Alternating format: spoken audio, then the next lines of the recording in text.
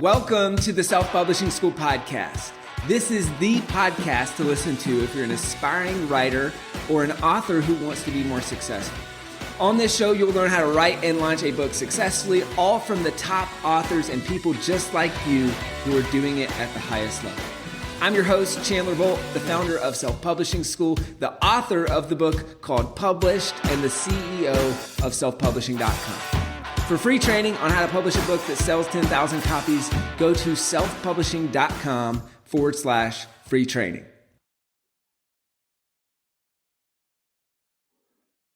Hey, Chandler Bolt here, and joining me today is Shawn Sparks. Shawn has served as a consultant to financial services leaders throughout the country for over a decade. He's the author of multiple books, including The Advisor Quest, The Advisor Breakthrough, and his brand new book that's about to come out is called The Advisor Transformation. Now, he's empowered over 1,000 financial advisors to grow their businesses, sharing best practices about marketing, sales, and running a better business. And he's on a mission to help advisors run better businesses so that they can better care for the people that they serve. And that's both in business and in life. This is going to be a fun conversation. So really, what we'll be talking about today is we'll obviously be hearing about his journey as an author, now publishing his third book. But then also, I think this will be really helpful if you are a financial advisor or a consultant or knowledge worker, and you want to package what you teach and how you help people into a book in a way that's going to grow your business. I think this will be really helpful just to hear how Shawn's done it. So, Shawn, welcome. Great to have you. Thanks for having me. So let's start with this. So right before this, you were kind of telling me a little bit about your journey of writing. Why did you decide to write your first book? And yeah, let's start there, and then we can talk about how the books have evolved and grown your business since then. Yeah, well, I'm looking forward to that conversation, Chandler. When I first started, it really wasn't business at all. So I had aging grandparents years ago, and my grandma was she had Alzheimer's, and I had young kids, and I was like, man, the old days, it was hard to capture memories and document stories. And they were getting in the late 80s, and I was like, this is the time with technology and the way things are done. I want to document their life, how they got together and their journey as kids. And I wanted to mark that and document that for my kids and their kids, so that as we won't have this later, we won't have this opportunity.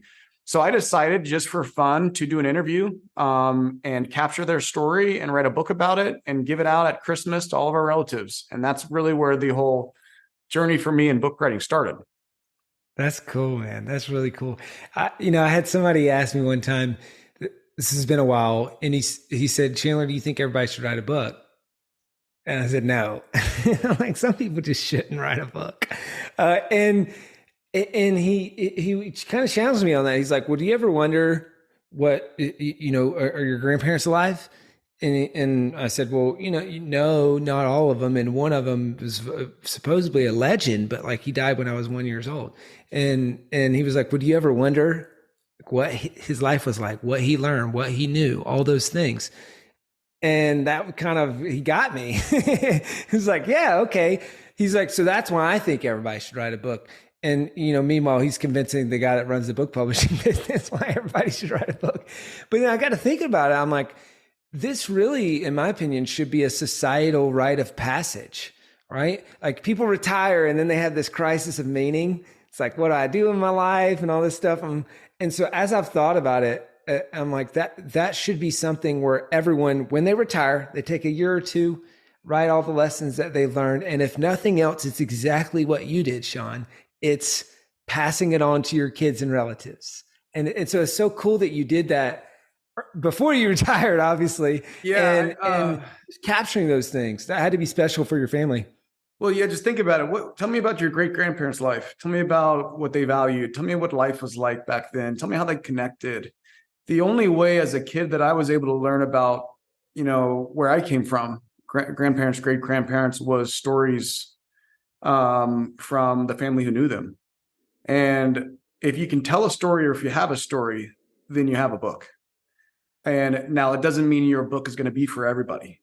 For me, my first book was very personal. It's for my family. I would say to this day, it is the most important book, because I'll tell you, my 3-year-old, my grandpa's now 94. My grandma's no longer here. My 3-year-old, when she gets older and she's going to want to hear stories, it's not going to be stories that I probably forgot or me trying to remember things. It's going to be documented. Here's exactly where your great grandparents came from. Here's how they fell in love. Here are Yeah. the lessons they learned that they wanted you to know about. So that I had a story and I had complete conviction. I had a story that meant something to me. If you have a story, you have a book. That's the way I see it. That's cool. And so, talk to me about. So that was kind of the first one. It was like, all right, probably low stakes, low pressure. I'm just doing this for the family. Now I'm writing a book about my area of expertise, which I would assume, came with a lot more pressure. And so I think that was the advisor breakthrough. Was the next book that you wrote, right? Yeah. So 6 years ago, so I finished that. And to your point, there was no pressure. There was not an audience that is going to critique it. Mm-hmm. It was easy. It did not take much time. It was fairly small, book. Once I did it, I started to realize, I was like, man, there are a lot of lessons in business that I'm learning. And what's cool in my business is we basically coach financial advisors on how to grow and scale. And in our business, you can do live coaching and one-on-one coaching all the time.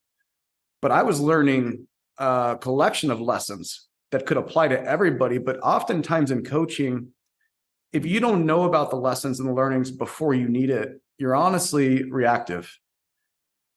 And I said, well, man, how can I package up all of these lessons I'm learning from hundreds of advisors and give them to these advisors so they are seeing them before and they are able to, learn the lesson before it's too late.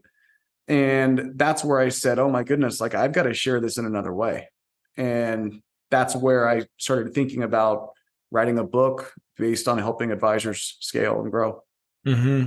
And that book seems like it's done pretty well. Has grown the business, all that stuff. So, can you talk about how did you launch that book, and what are the ways that it's helped grow your business?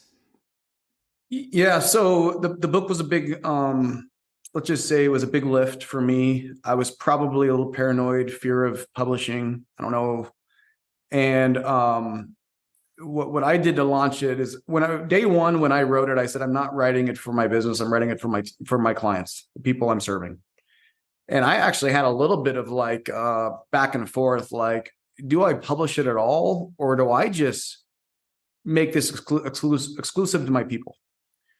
And I was probably going to do that, Chandler, to be honest. And I was going to just send it out to my clients and say, it was gratitude. This is a way for me to say thank you for working with us. And I hope this helps you.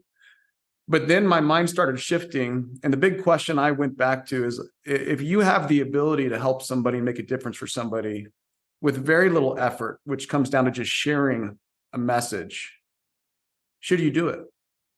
And once I kind of posed that question, it's like, I believe if you can make a difference in somebody's business and life, you should always give it to them. You should always share. It doesn't mean I need to sell my manual, like my time, I can't take everybody on as coaching clients.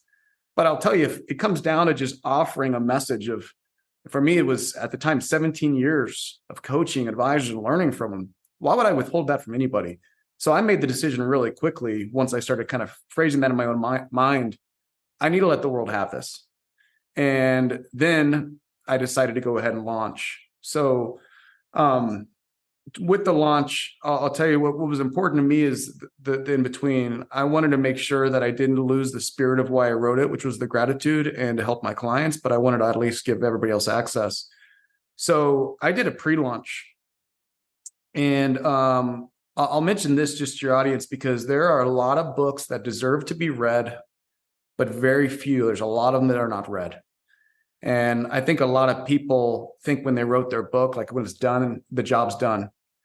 I believe the opposite. I believe your day one is when the book is written. How you leverage it, how you launch it is everything. If you took the time to create this, you need to get it out there. So with that being said, my book, I did a pre-launch to where I gave an advanced copy once the hard copies came in to every one of my members first. personalized notes, letting them know I wrote this for you, so that they would be the first to receive the message and it meant something to them. Of course, the handwritten note inside the book and so on. But that's what I did as like a strategy, doing the pre-launch with my current members first. And then I worked through, how do I make it a big launch? And you know what? I had allies to help me then because they were a part of it. So, Yeah. Well, I would imagine starting with your current, did you send it to current clients or current and past clients? well, everybody that was a client of mine at the time. Got it. Okay. Got it. Well, I would imagine that kind of reignites renewals, referrals, a bunch of, I mean, I, I love your guys' business model because I know it's super sticky and you guys work with people for a really long time. So that might not be as much an issue as it is probably for most people in most businesses, but I would imagine that it sparked up a lot of renewals, referrals, even maybe old clients that didn't work with you in a while, starting back working with you. Like, what was the effect in that way, kind of engaging your clients with the book? Yeah. So first, I'll give you guys like the audience a little tip. So I did a handwritten, meaningful note to each person I sent it to. I sincerely took the time to think about my relationship with them. Handwritten note. On my book, I wrote 1 of 100 as an example at the top of the book and said, "This is an advanced copy. There's only 100 in this case." And they knew they had a numbered copy of the book. That's cool. 13, 17. It's based on the timeline of the relationship. Um, Oh, cool. this Wow. was not a normal, like, here's your book. It was like very meaningful. That's cool. Um, I did like you do a video letting them know, hey, this is not about me. This is about you. Thank you. I've got a book coming your way. An advanced copy. So you don't just like, I think sometimes people think broad and they think big and they lose the personal touch. And I took the time to make each and every one of those a personal gift. So the first step, we haven't even launched it. The feelings and the feedback I got from people who I cared about, who cared about me, it meant something. It touched their heart. I mean, I saved, back then, like pictures of the notes I got back and the text messages and how much it means to them because they were part of the journey with me that created the wisdom in the book. And so I made sure that my heart was very much shared, which meant something to them. So before I even launched it, the book was worth it. The time it took, because they knew that, it was very special for me and their relationship and so on. So I'm not even getting into how much this like referrals, that the floodgates open up. I'm just saying like the heart of it is like the spirit of me writing this was to give back and help people who mean something to me. And literally from like day one, that happened. That's cool. When I would imagine you've probably since done kind of this is what I feel like is one of the big benefits of writing a book about your core business, and especially if you're in consulting or advising or knowledge work where you have kind of a process that you're coaching to and that you're teaching to and stuff like that, is that a lot of people, you're probably tired of repeating yourself on those same things. The best way to stop repeating yourself is to write a book on those things and then just point to it. Right. But then you put that book in the hands of what we do. I'm assuming you do this the same, is put the book in the hands of every new employee, of every new client, so that everybody's then speaking the same language. Like, this is a part of the onboarding manual. You need to know our process, speak like we speak, talk like we talk, use the frameworks that we use, all that. But then same thing with our customers of, hey, we want you to know the methodology. Is that kind of how you guys have done it in the business, or how have you leveraged it between employees, customers, clients, all that stuff? Yeah. So everywhere, where should you leverage your book? Everywhere. That's to answer your question. I think the best curriculum for your new team members to learn from is the message that you've taken the time to put in a book. We definitely use it with coaching. It's not to replace the one-on-one coaching, but it's the other way. Some people learn better through reading. Some people digest the information better. Some people will learn things they don't have the question to ask about. And now they can learn from another advisor, like I mentioned earlier, another experience someone else had. So it was an add-on to make our coaching better for them and more impactful. And it's pretty amazing. Like a lot of the problems they're reading about and what they're seeing and how we overcame them, they didn't even realize that was a problem they should be addressing. And now they saw it through the eyes of somebody else's experience. Got it. You talked earlier, you said, hey, this was just, you're like, hey, I'm only speaking to the impact that this had on my existing clients. Not even talking about all the new business and referrals and all that stuff. What on that side of things, like what have you seen since the first business book? I know we'll kind of transition this into the new book coming up here in a second. I want to talk like lessons learned between the two, but from, I guess, the book number 2, that's the first business book. What have you seen? What have you seen on the back end of that? Has that largely been an engagement tool for your existing clients? Has that been a big kind of driver for new business? Like, what does that look like for you? Yeah, it was huge. I mean, that was 2017, and the amount of people who came in as leads, and I'm going to say lead loosely, like when people came in as a lead, they already had my message in their head. Whether they read the back cover or whether they saw the front cover, whether they read the whole book, they were familiar with me. There was brand awareness and there was a philosophical awareness of who they were talking to. So these were not leads who just responded to an ad. These were people who actually had my message in somewhat in their hands, and they took the time to read it. So I remember thousands of leads early on, and I'm just like, I got to the point I didn't know what to do with them. And we had to kind of change our system a bit to kind of filter, just identify the avatar client and so on. But it was a complete game changer in the conversations. We do strategy calls with my team, and there's a big difference between somebody kicking the tires versus somebody who's excited about the call. Like, oh my goodness, like this is what I need. This is a connection between the message, the learnings with what they're wanting. So it was a completely different type of lead. On top of that, Chandler, I've found that books are an incredible resource for referrals. And you give your message to one of your best advisors, and then you can kind of help them help their friends by giving them free copies and so on. And that's been really big. I mean, I believe a book leveraged correctly is one of the greatest tools for referrals. But it's not going to happen on its own. You got to manufacture that, and that's where I think people mess up. So. And where do you see people messing up, and what do you do instead that you feel like works well? Yeah, the first kind of goes back to what I was mentioning, but a lot of people write the book and then they don't even think like, how should I use this book now? And I think like anything you do, you need to go all in. You need to do it right. Hey, Chandler Bolt here. I hope you're loving this episode so far. It's time to go from inspiration to implementation. All right, so if you've learned something, we want to help you implement what you've learned with your book. So what I want you to do right now is go to selfpublishing.com/schedule, book a publishing consultation with one of the experts on my team. We'll talk about your goals for your book, your dreams, your challenges, your next steps, and we'll start putting together a plan. All right, so go to selfpublishing.com/schedule, book a call with the team. Let's see how we can help with your book. It's time to implement. I got this book in my hands. I'm not going to send it out to my clients and put it on Amazon and say, let's see what happens. And they're on the edge of their seat, like, what's happening? And then they wake up and they're like, nothing.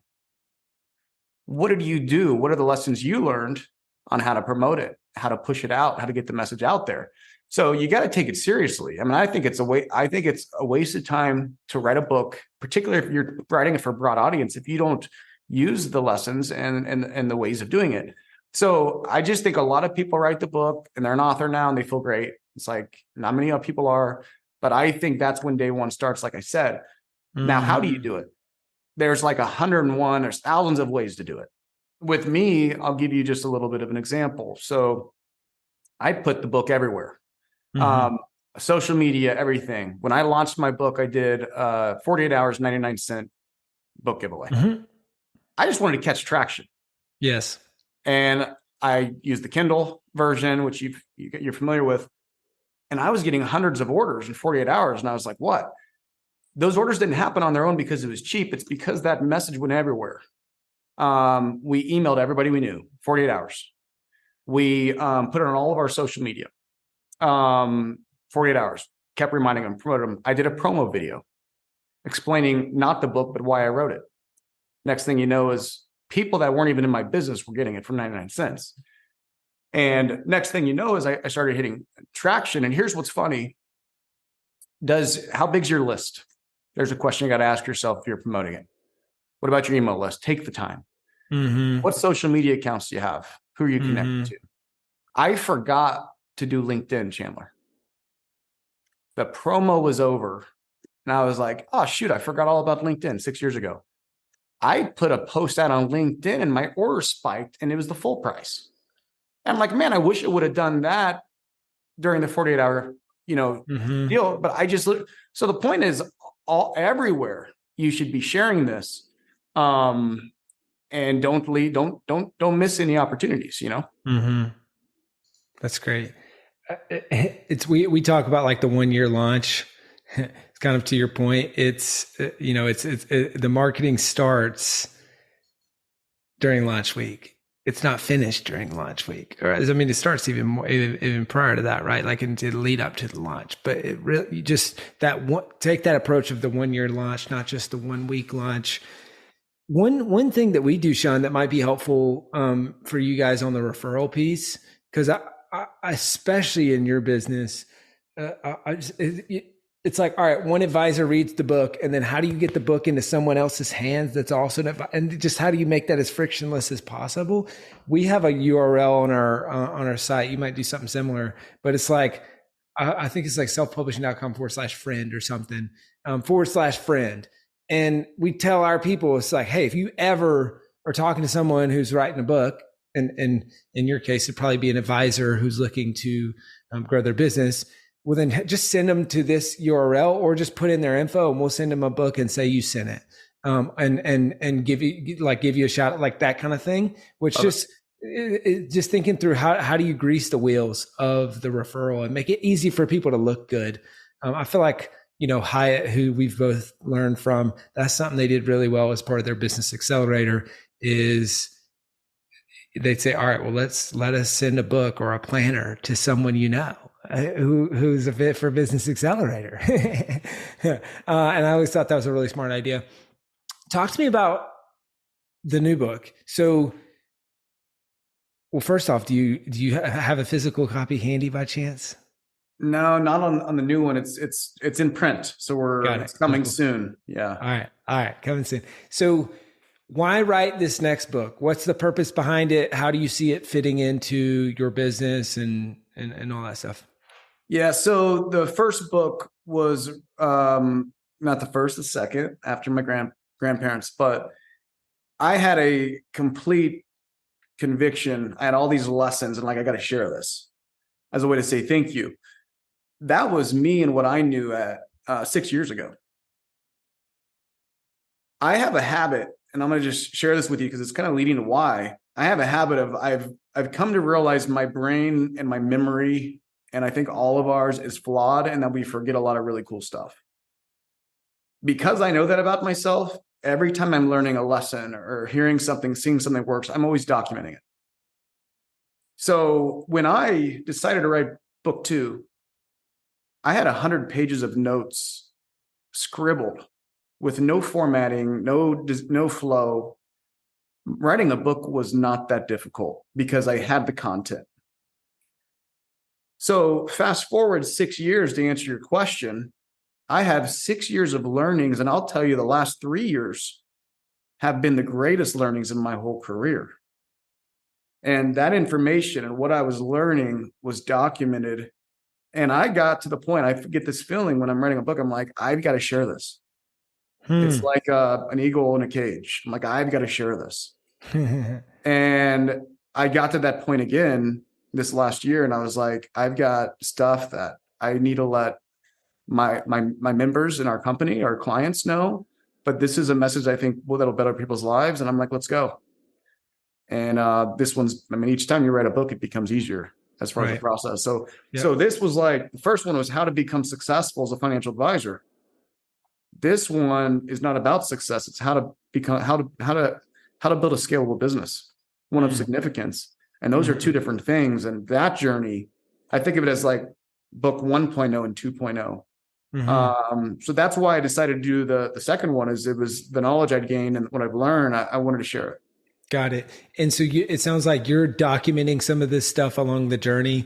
And is that just in written form? Is that in blog post form? Is that something else?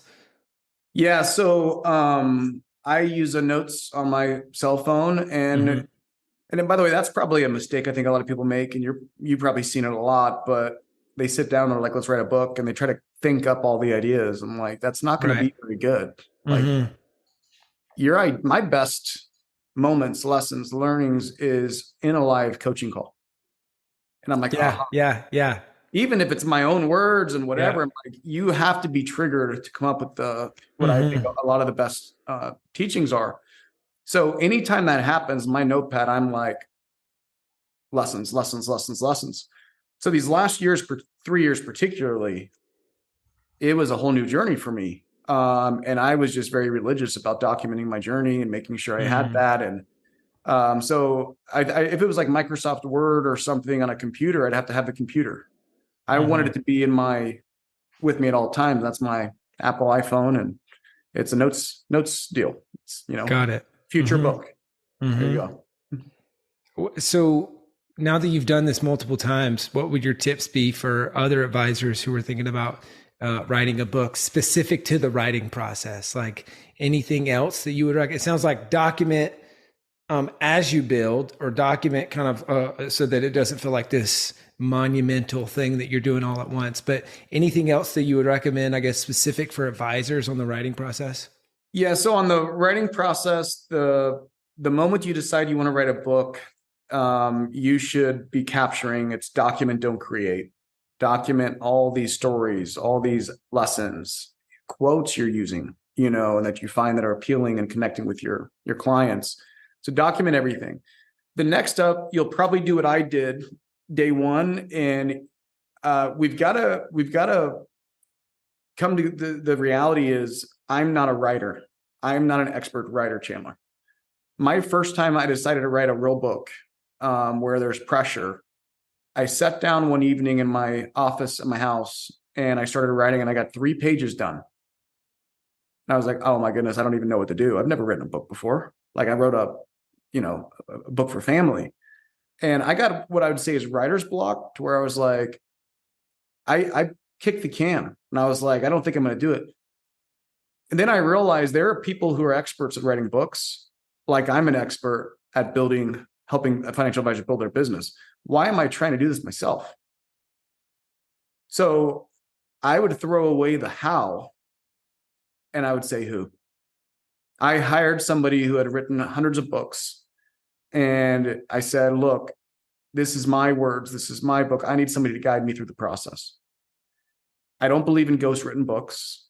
I didn't want somebody to write it for me. I wanted somebody to guide me through the process of getting my message in my head down on paper. And I wanted to be actively involved. The moment I did that, everything changed. My book started progressing because I was learning from an expert, as opposed to what I would say is the foolish way to learn, is learning from your own experiences only. And so I believe if you're really serious about it, find somebody who can help you along the way, who's familiar with it, because a lot of the people who want to write a book, it never happens. And one thing they did was they asked she asked very good questions. She held me accountable. I didn't let her down. And this thing just kept pushing. Next thing you know, I was like, man, I was proud of it, That's great. What, I guess as we look ahead, so at the time of recording this, we're obviously ahead of the launch. So what are you doing differently, or maybe what are you doubling down on to launch this next book successfully? Well, what I'm doing differently is the first one, I had a lot of I'd say a little paranoia. I mean, I think we did like 20 drafts of the manuscript. You wouldn't have wanted me as a client. Like I was just like, oh my goodness, every last word. And This one, I was more knowledgeable about the process, and I had more confidence through it. So it's been a huge difference maker. One of the best things that I would say I've done, and something I recommend everybody do, I probably fell in love with my own ideas a bit early on. And then what I realized is this book isn't about me at all. It's about the audience and who I'm serving. And you need to find 5 avatar readers who this message is for. And when you get that manuscript 80-90% done, you need to give them a copy of it. And I tell them, I asked 5 really good friends. I said, please tell me what you like, what you hate, what I need to change. And you get this like red ink back. And I believe that step takes your book 2x in value because your ideal audience has their input. And some of my stories, some of my ideas aren't the best. It's what I might like, but it's about them, not me. So that step, I think, is critical in the process to make sure your message is appealing to your avatar reader, if that makes sense. That's great. Yeah, I like that a lot. Couple final questions. We got one question from one of our listeners, Fabian. He says, as someone who's interested in writing my own finance book one day and getting it in front of the right readers, I'm curious about your approach to book marketing and promotion. What types of marketing do you find works best for a book targeting financial advisors? Targeting financial advisors. Mm-hmm. The first thing, financial advisors is very much, it's much more of a niche. Mm-hmm. In my opinion. So I believe that a lot of it's going to be organic in relationships. So this is the world I've been in. Mm-hmm. I could go out to hundreds of people I know that I've spent time working with for years, and then I know, and they're my friends, and they can push it out with me. Of course, you can do any traditional marketing, Facebook, things like that. But I think the best is you got to ask, like, who do I know that's an influencer? And here's what I would say on that. So I've got a list, here are my influencers. Here are people that are in my space that people look up to. Mm-hmm. I need to get that book in their hands in a personal way. Mm-hmm. And I need to give them the reasons behind it to where they'll actually pay attention to it. Mm-hmm. So if who is an influencer who knows your avatar reader, financial advisors, Yep. A lot of well-known people in our space, get it in their hands and then they'll promote it for you. If we earn the right and so on. So I'd probably just say it's best advice, just kind of quickly through the gut, is just don't try to get to the financial advisor, get to the person who knows the financial advisors. Interesting. That's who you sell. Yeah. Yep. And then they'll do the work for you. And that's good advice for any genre, any prospect. It's like when people think about getting on podcasts for their book, it's okay. You might, let's say you have a book for moms or a book about homeschooling or whatever. Like you might think like, oh, I should go on a homeschooling podcast. Well, actually, who's making the decisions on homeschooling? A lot of times it's moms. So like go on the mom podcast and talk about homeschooling. But we often talk about, it's like, we don't go on to a lot of writers' conferences because then it's a red ocean. There's a ton of companies helping people write and publish books. But if we go to an entrepreneur conference or a financial advisor conference or whatever else, and we say, all right, hey, we can help you write a book. Well, we're the only girl at the bar. and now it's interesting. It's intriguing, and it's more of a blue ocean. So I really like that. Find the people who are speaking to your audience. Yeah. So to that point, Chandler, right on, man. But it's like, it's self-promoting. If I'm going out to an audience and I'm just promoting it myself, I call it an indirect sale. And we teach this in our curriculum, but it's like, if a financial advisor wants to appeal to money matters, retirees, whatever, who else does that retiree work with? CPA, attorneys for estate planning. My book, I want to actually, who do I know that I have mutual clients with? Okay, so this attorney has 7 of my clients. Oh, this attorney specializes in recently divorced women and helping them get through the financials, that side. That's who I go to. So I'm going to go to the attorney and say, hey, we have a lot of mutual clients. These are the lessons I've learned in working with retirees. I want you to know that I want you to have one of the first copies. And by the way, if you know anybody who's struggling about financial decisions because they're a client of yours, I'll give them a free copy. Nice. And so that person is now promoting you instead of you having to promote yourself. Right. So the centers of influence, knowing who those people are, would be the first step. And then you need to treat them like, man, go above and beyond. Like I've had people do really nice boxes and really show up different. Yep. Personally giving it to them if they know them and just let them know the philosophy behind the book and here's why it was written. You sell them and they will do the selling for you. Yep. Love that. And then the book is, I call a book a silent salesman. A book goes out and teaches your methodology, right? And you allow them to add value to their clients while indirectly referring you, right? Going back to the book giveaway piece is they're adding value. They're not saying, hey, here's Shawn's business card. You should work with him. Saying, oh, you got this problem. Well, here's this book. But we have a lot of mutual clients with this guy. You should read it. I think it might be helpful for you. And then boom, now they're reading that. They've got the methodology and if they need help, when they need help, who are they going to go with? Right. It's right you. on. Yeah. And then that goes back to, I'll just tell you the big key here. Go through the book writing process. You better love the end product. I'm telling you right now that if it's not your heart, if it's not going to bring value to your avatar client and you run around, it's almost like you become a timid salesperson. Like I sincerely, like, this book sucks. I'm not sure. I'm like, you're not going to get any results. I am a person, if my name's on it, it's going to make a difference for somebody. And now that I know the process, I will shout from the rooftops. I will, with complete confidence, walk in, talk to anybody and say, this will make a difference for the people, for whoever they're serving and so on. But it goes back to like, you have this flimsy, 30-page book and it's like, been half ghost written or whatever, and it's like, no, you want to be proud of the message, that it matches who you are, what you do, your philosophy, it's your brand, right? And if you are proud of it and it'll make a difference, then you will have the conviction to get this in the hands of the right people or centers of influence, as we were discussing. It's cool. Shawn, what would be your parting piece of advice specifically for advisors who are listening to this and maybe thinking about writing a book to grow their business, knowing what you know now, going through the process almost fully 3 times now? What would be kind of your parting piece of advice for them?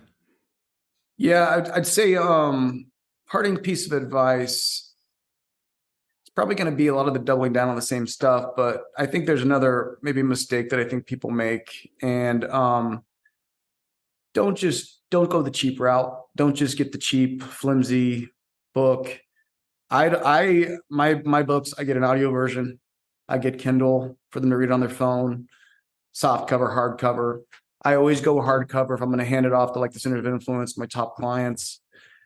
You're going to get out of this book writing process what you put in. And I would just say increase the level of seriousness so it'll be something you're proud of. As we started around my grandpa, like this will be something I want to hand to my kids in the future. This was your dad's profession. This is something that was important to me. I took the time to do it right.